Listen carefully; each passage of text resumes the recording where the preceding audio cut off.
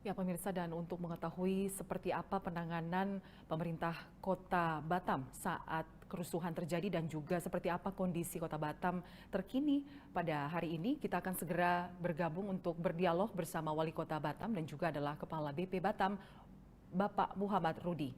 Ya, Pak Rudi, selamat siang.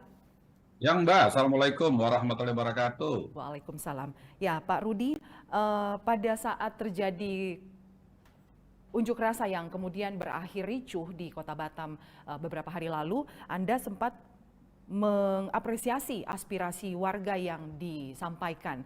Eh, apa sebenarnya yang diminta oleh massa saat itu, Pak Rudi? Ya, saya kira saya cerita dari awal dulu biar kita Baik, silahkan. permasalahannya bahwa kira-kira di bulan April lalu, jadi ada investasi yang masuk Kota Batam, kita diundang oleh Bapak Menko Perekonomian, Bapak Erlangga ke Jakarta untuk ketemu dengan atau secara terima atau MOU dengan PT MEG ini sendiri, Makmur Elo. Dari waktu itulah kita mulai untuk menyelesaikan apa yang menjadi masalah tempat investasi ini sendiri. Tempat investasi ini ada di Kota Batam, tepatnya di Pulau Rempang dan sekitarnya. Memang cukup besar. PT ini meminta lahan kepada kita lebih kurang hampir 2.000 hektar karena mereka akan membangun yaitu kaca solar di Indonesia khusus di Kota Batam. Investasi cukup besar, lebih kurang 172,5 triliun. Dan daerah Rempang sendiri banyak saudara kita, masyarakat saya yang tinggal di sana yang juga cukup lama, sehingga kita butuh bagaimana lokasi itu bisa kita berikan dan masyarakat tidak dipindahkan begitu saja. Kita pernah duduk beberapa kali dengan masyarakat bahwa kita akan menyiapkan tempat baru buat mereka untuk tempat tinggal. Tentu kita akan berusaha namanya kita merelokasi atau memindahkan. Tentu kita berharap bantuan dari pemerintah khusus BP Batam lebih baik daripada yang ada hari ini. Kita sudah siapkan sebetulnya karena waktunya sangat dekat, sangat mepet, karena waktunya hanya dikasih beberapa bulan sampai bulan September atau September Oktober gitu ya. Lahan tersebut sudah kita serahkan kepada PT MEK karena PT MEK akan menyerahkan bangunannya yaitu pada PT Seni sendiri. Kita sudah nego berapa kali, memang solusinya belum ketemu secara 100%. Sebagian mereka sudah bisa menerima untuk relokasi karena rumah yang mau kita bangun dengan nilai 120 juta per rumah akan kita serahkan kepada masyarakat di atas lahan 500 meter persegi dengan sertifikat akan kita serahkan, belum bisa kita selesaikan dalam waktu dekat, maka mereka mau kita pindahkan dulu. Tapi permintaan masyarakat kepada kita kalau boleh tidak direlokasi dari 16 titik kampung dari situ. Dari 2.000 hektar itu hanya 4 titik kampung yang ada di situ. Kalau 16 itu menyeluruh lebih kurang 17.000 sekian. Tapi yang 2.000 hektar ini hanya ada 4 kampung yang di situ. Karena mereka belum sepakat juga, waktu kita sudah dekat dan kita sudah koordinasi dan seluruh tim kita sudah ke lapangan. Tapi bentuk negonya mungkin tidak ketemu, sehingga terjadilah demo 2 kali. Yang pertama mungkin saya tidak ingat betul, tapi mungkin 3-4 minggu yang lalu. Dan baru kemarin tanggal 10 mereka demo kembali. Tuntutannya sama, minta direlokasi. Tidak direlokasi. Maka perwakilan mereka masuk ketemu dengan saya sebagai Kepala BP Batam untuk kita sampaikan, marilah kita duduk sama-sama supaya ada solusi yang terbaik. Tapi perwakilan menyampaikan tidak bisa memutuskan, maka terjadilah kemarin saya keluar sendiri menyambut mereka. Karena saya menyambut permintaan mereka mungkin tidak sepaham dengan apa yang mereka mau, maka setelah itu terjadilah bentrokan dan mereka melempar kantor BP Batam, mobil BP Batam, dan para petugas polisi yang ada di situ. Itu ada polisi, ada satpol, dan ada dirpam.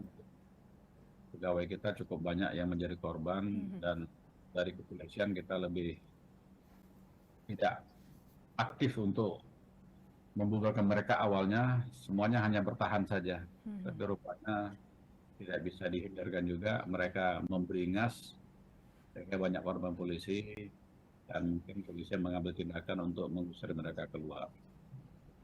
Itu Mbak Lydia. Ya, baik. Pak Rudi, dari yang menjadi tuntutan mereka, apakah mereka memang sama sekali menolak relokasi ini atau ada kemudian muncul tuntutan baru atau ada yang mereka mau, ada yang lebih dari yang mereka tuntut?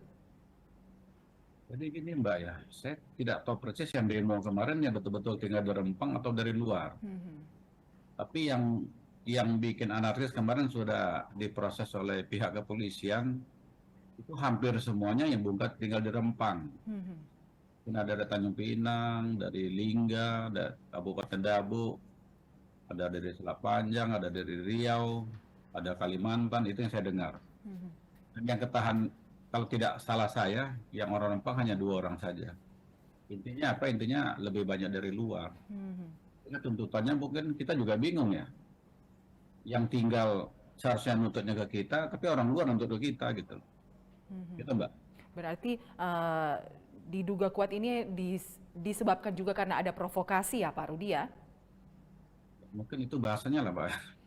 Baik. Nah kemudian saat kerusuhan itu beberapa hari lalu sempat reda, apa yang Pak Rudi tawarkan atau mediasi seperti apa yang Pak Rudi berikan kepada massa pengunjuk rasa?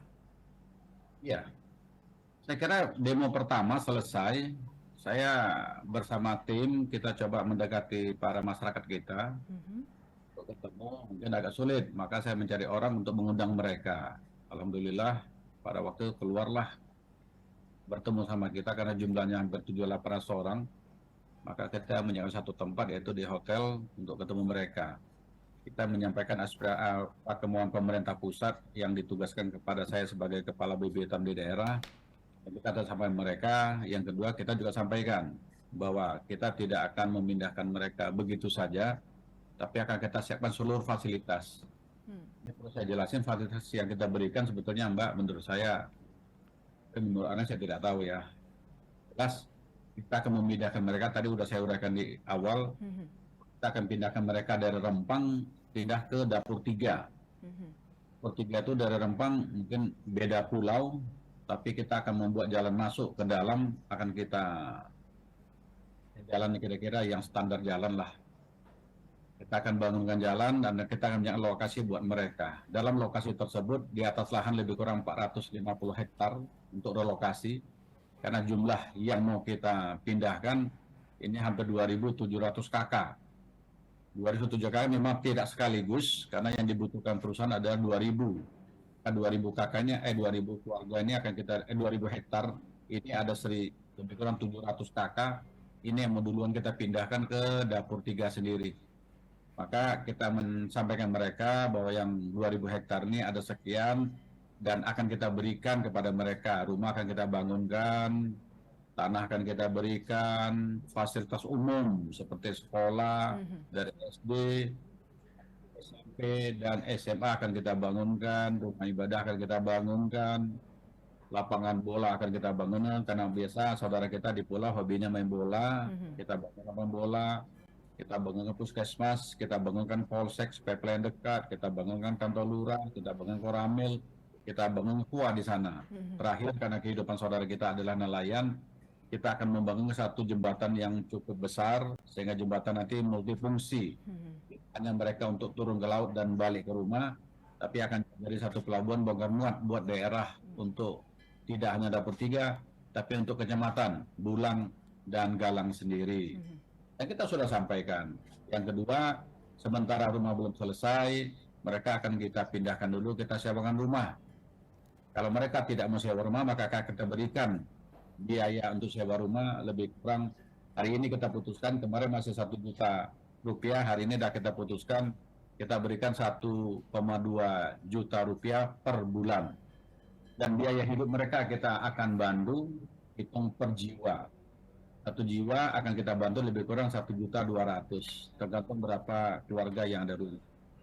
Saya kalau anaknya misalnya 2, ya suami istri 4, berarti 1,2 dikali 4 Mbak ya, sudah 4.800.000. ditambah sewa rumah. Kalau mereka mau sewa sendiri, uang akan kita berikan, tapi kalau tidak, akan kita siapkan tempat untuk relokasi sementara.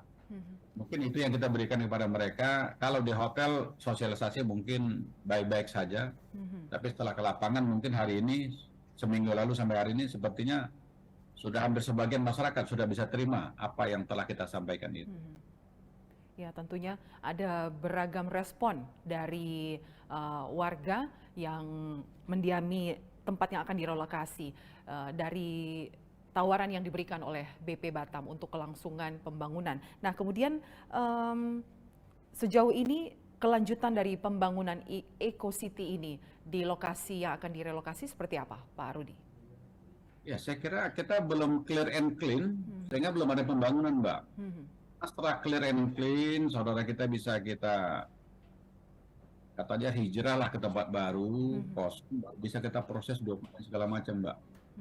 Kita janji kepada BP tersebut bahwa dokumen akan kita lengkapi sehingga investasi yang mungkin nanti akan bisa membangun ekonomi Kota Batam, khusus warga Rempang, saya kira itu yang mau kita selesaikan. Ya, ada target tertentu kapan masalah ini akan cepat terselesaikan agar juga ada win-win solution baik dari pemerintah Kota Batam dan juga warga yang akan direlokasi di tempat baru, Pak Rudi? Maka saya sudah bentuk tim cukup banyak, Mbak, yang dibantu oleh aparat kepolisian dan lainnya, termasuk Satpol kita, termasuk Dirpam kita untuk turun ke lapangan. Hari ini saja ini sudah hampir 7 tim kita turunkan karena ada 4 perkampungan kita bagi rata. Karena kita kepingin ini cepat selesai. Saya tidak sampaikan target, tapi lebih cepat, lebih baik. Karena namanya orang investasi dan Pak Presiden sudah menyaksikan sendiri MOU di China sana, maka tugas kita menyelesaikan atas perintah Pak Presiden kepada Pak Menteri dan kepada kita. Baik. Secepat mungkin, Mbak. Kalau boleh bulan ini juga akan kita selesaikan, Mbak. Baik. Terima kasih Bapak Muhammad Rudi, Wali Kota Batam yang juga adalah Kepala BP Batam sudah berbagi informasi bersama kami di Presisi Siang. Selamat siang. Terima kasih, Mbak. Selamat siang. Baik, pemirsa, Presisi Siang akan segera kembali sesaat lagi.